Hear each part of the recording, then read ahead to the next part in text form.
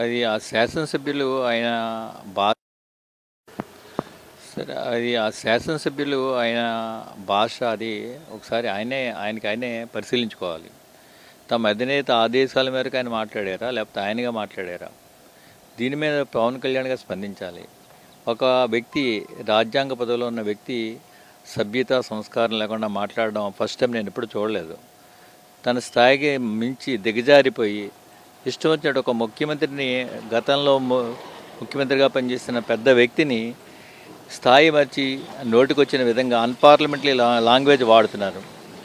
ఈయన మీద కఠిన చర్య తీసుకోవాలని చెప్పి నేను స్పీకర్ గారిని, డిప్యూటీ స్పీకర్ గారిని, అదేవిధంగా జనసేన అధ్యక్షులు పవన్ కళ్యాణ్ గారిని కూడా కోరుతున్నాను. ఇది మీకు సబబు అనిపించి ఆయన మాట్లాడింది మీకు మంచిగా అనిపిస్తే మీరు వదిలేయండి. ప్రజలే దీనికి జవాబు చెప్తారు త్వరలోనే, అతి త్వరలోనే. ఆయనకి అసలు అంటే ఆయాచితంగా అనాలోచితంగా ఆయనకు పదవి వచ్చింది. ఆ పదవి వచ్చిన తర్వాత తనకి ఏం చేయాలో తెలియదు. ఆ పదవిని ఎలా కాపాడుకోవాలో అనేది ప్రయత్నంలో ఇష్టం వచ్చినట్టు అధినేత మెప్పు కోసం మాట్లాడుతున్నారు. కానీ నిజంగా కూడా అధినేత మెప్పు నిజంగా ఈయన మాటలు ఆయనకి సరైన అనిపిస్తే ఇంకా ఆ పార్టీ గురించి, ఆ అధినాయకుడి గురించి మనం చెప్పుకోవాల్సిన పనే లేదు. ఎందుకంటే వారి ప్రవర్తన నిజంగా ఆయన మత్తు మందులు ఏమైనా తీసుకుని మాట్లాడారా, లేకపోతే నిజంగా మామూలుగా ఉండి మాట్లాడారా అనేది కూడా ఒకసారి ఆయన్ని పార్టీ అధ్యక్షులు ఒక రిపోర్ట్ తెప్పించుకోవాలని చెప్పి నేను కోరుతున్నాను.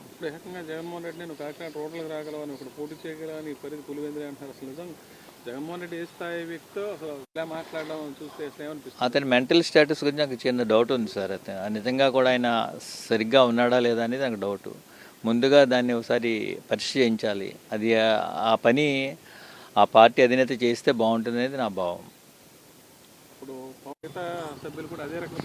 పవన్ కళ్యాణ్ గారి మాటలకి అసలు ఒకదానికొకటి పొంతన ఉండదు. ఆయన ఏ రోజు ఏం మాట్లాడతారో ఆయనకి తెలియదు, ప్రజలకి తెలియదు.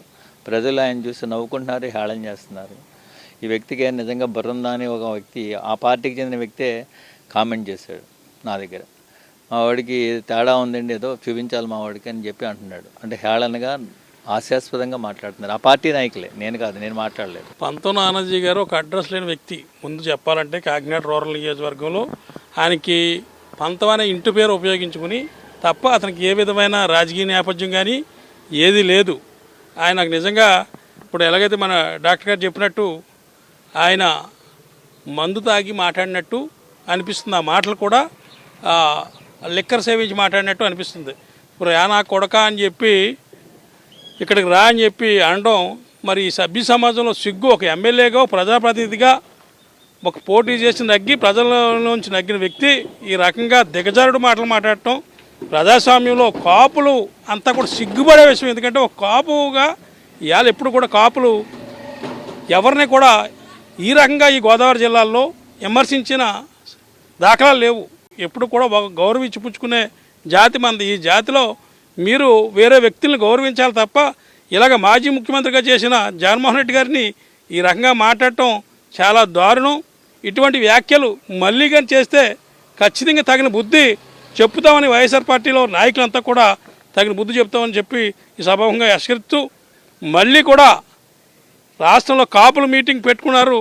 కాపు ప్రయోజనాల గురించి ప్రజలకి ఏ అయితే సంక్షేమం అందట్లేదో, కాపు కార్పొరేషన్ నిధులు ఎక్కడి నుంచి అయితే ఈ 2 సంవత్సరాలు బట్టి ఈ 3 బడ్జెట్లో కూడా 9,000 కోట్లు కార్పొరేషన్ నిధులు కేటాయించాలి. దాని మీద ఏదైతే ఇక్కడ దాడులు జరుగుతున్నాయో, ఏదైతే కాపు ప్రముఖుల మీద కావాలని టార్గెట్ చేస్తూ ఈ గవర్నమెంటు వారిని ఎదరికి రానివ్వకుండా మనోధైర్యాన్ని కోల్పోయే విధంగా ఏదైతే తెలుగుదేశం నాయకులు కానీ జనసేన కార్యకర్తలతో సమావేశం పెట్టుకున్నందుకే ఈ మంట అంతా. ఆయన్ని విలేకరులు ప్రశ్నించగా అక్కడ కాపు సమావేశం జరుగుతుంది ఏంటని చెప్పి అక్కడ చెప్తుంటే ఆయన ఖైదీ నెంబర్ సినిమాలో చిరంజీవి ఖైదీ, ఆ ఖైదీ అని చెప్తున్నాడు. అంటే చిరంజీవి అని కూడా ఖైదీ చేస్తున్నాడు ఆయన. ఆ ఉదాహరణ చూస్తుంటే అలాగుంది. కానీ ఆయన స్థాయికి మించిన మాటలు మాట్లాడాలి.